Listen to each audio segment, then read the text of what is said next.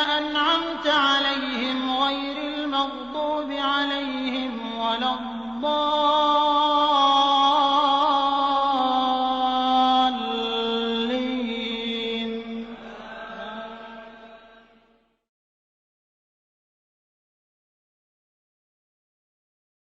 Give thanks to Allah for the moon and the stars. Praise Him all day for what is and what was. Take hold of your iman, don't give in to shaitan. Oh, you who believe, please give thanks to Allah.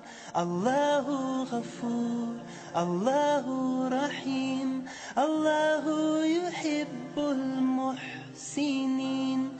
هو خالقنا ورازقنا وهو على كل شيء قدير.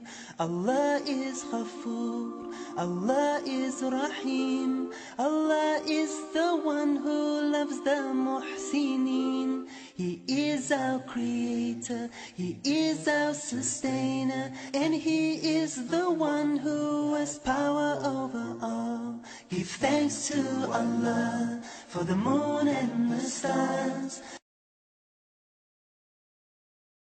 Before I became a Muslim, I think I was just for all intents and purposes, I was just a normal teenager, I suppose. I went out with friends and just did normal teenage stuff. I think I liked Britpop. I went to concerts, went to the big day out.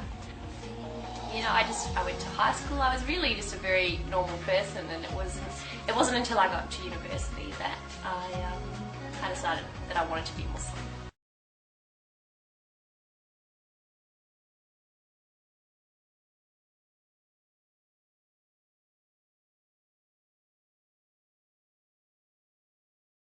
When I was about 17, I started to question why I believed what I believed.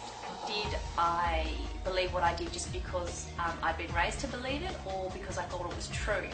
So I decided that I wanted to look into other religions. I actually had as my New Year's resolution that I wanted to look into Judaism and that sort of thing. I had no interest at all in becoming Muslim.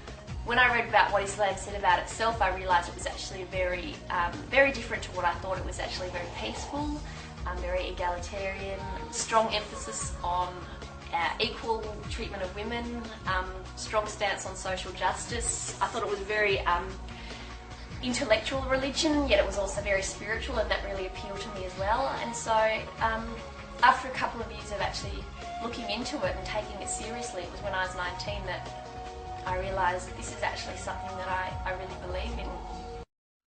Give thanks to Allah for the moon and the stars. Praise Him all day for what is and what was. Take hold of your iman, don't give in to shaitan. Oh, you who believe, please give thanks to Allah. Daily life hasn't changed at all, and in other ways it's changed quite profoundly, I think. The main difference would probably be that I pray 5 times a day now. I perform the ritualistic prayer 5 times a day. So, the first prayer is before sunrise, and, then they're scattered out throughout the day. So that's changed. But I still feel, and obviously I wear the headscarf now, which I didn't do before I was Muslim. In other ways, I don't feel like I've changed a lot. I'm still the same person. I still crack the same stupid jokes, and I still like the same sort of things. And I've still got a lot of the same cool friends I had before, and some cool new friends that I've made since becoming Muslim, some of whom are Muslim and some aren't. I am a Muslim, Islam my deen, Allah my Lord, His word Quran, Muhammad Prophet, praise be upon. I'm a Muslim. We live in a society where women are constantly objectified. How many times do we turn on the TV or drive past a billboard where a half-naked woman is being used to sell spaghetti or toothbrushes or carpet or whatever? By wearing the hijab, these women are saying, I don't want to be a part of that, and I want to be taken more for my mind than the size of my chest or how long my legs are or what kind of hair I have or anything like that. God has chosen the women in this society to be the flag bearers for Islam. You know, my husband has a beard, but people can't necessarily tell that he's Muslim, you know.